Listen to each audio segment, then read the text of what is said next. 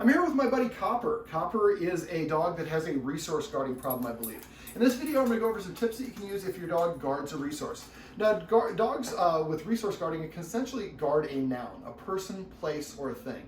Some dogs will guard bones, some dogs will guard food, food bowls, water, kennels, people, the couch, anything. I've had one client whose dog guarded the air around them.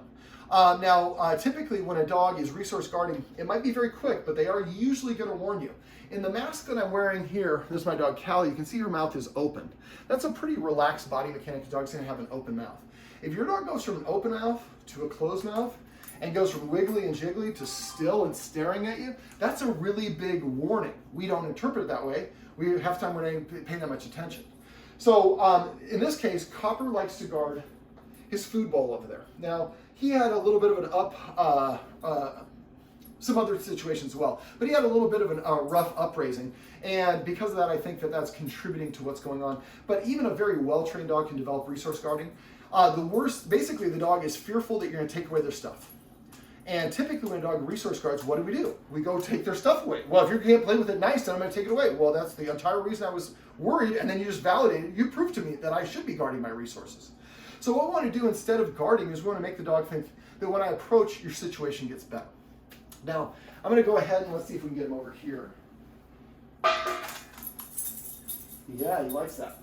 So if he's eating, and I come over and pet him, or for him, he likes his water bowl because he was denied water. So water is also something that he typically guards. So if I'm walking towards him, and let's say that I'm not even paying attention to him. I'm just in the kitchen over here, I'm walking over, I'm going to sit on the couch, and he's there drinking or eating, and he's like, he's warning. So we often are not paying attention to that. So for you, you need to identify the things that your dog is guarding. And if they're at the water bowl, and that's an area that he guards, well then if he's over there, then I'm going to be mindful of it no matter what else I'm doing. I know it's hard, but I want to make sure that I can recognize that, okay, he went from being pretty relaxed and drinking water to freezing. He's waiting for me to make the next step, and he's ready to anticipate to go after me or stop me for doing it. So the last thing I want to do is take his stuff away. I don't want to mess with a dog when they're eating. Whether your dog has resource guarding or not, it's usually not a good idea to mess with the dog when they're sleeping or have a bone or they're eating or things along those lines.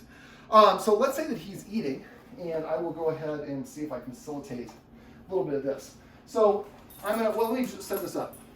I'm going to put something in here to get him to eat.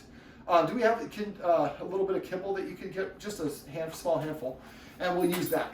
So basically what I'm going to do is when your dog does get in that resource guarding mode, if you approach them and continue approaching them when they get stiff, then they're going to eventually have to raise their level of retort because you're not listening to them. So if you can read your dog's body language, and as soon as you see that, freeze, and you stop. So let's say that Copper's over there right now, and I'm whoop-de-doo, I'm not paying attention, I walk over and I recognize, oh shoot, he just froze. Let's say that the camera is actually the bowl, where the dog is, and you freeze. I'm like, ooh, well what I'm gonna do, I turn sideways. Front-facing is confrontational with dogs. Sideways is more approachable. So if the dog freezes and I immediately turn sideways and then pause, I'm having a conversation. I'm saying, hey, I understand, I heard what you're saying. I stopped addressing you, I turned sideways. Now I take one step away and I pause.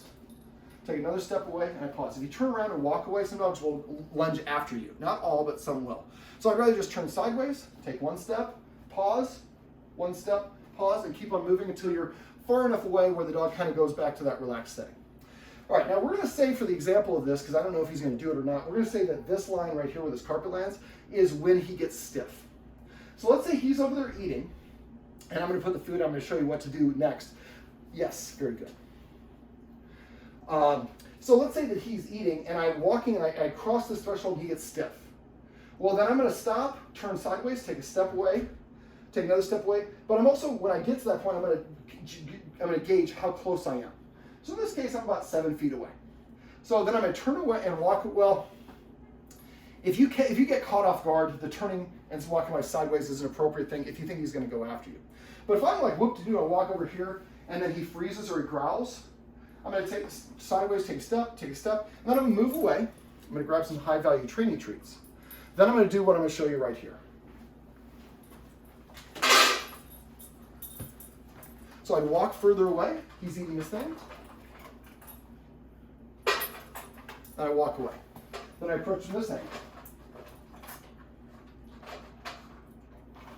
Whoops. my aim is off. But the idea is I would stop about a foot outside of the zone that he communicated that this is the line that I'm uncomfortable with. So I move away, grab some treats, and I stop at this line, and I toss the treat over there.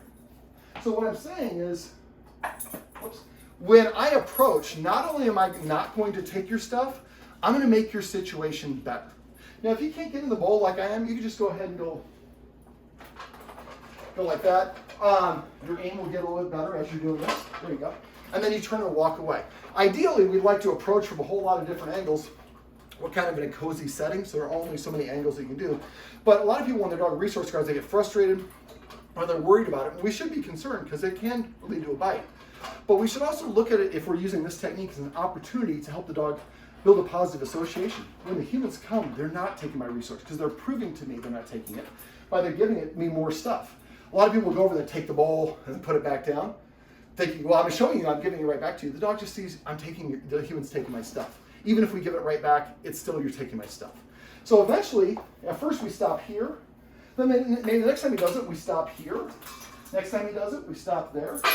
And it's not always one extra step closer per time. It's based on the dog's energy level and how it's reacting. But the idea is eventually it's the point where you could be right over here. I wouldn't stick my hand in there, but I may take some wet food in a long-handled spoon, plop a little bit of that in there, and then walk away. But that's only when I can get to the point where I'm this close. He's not freezing, he's not closing his mouth, he's not giving me those indications that he's uncomfortable. He's actually looking forward to me approaching, because when I approach, again, good things happen. Copper, sit, yes. This is my buddy Copper, and these are some tips you can use if you have a dog that likes to resource guard their bowl of food.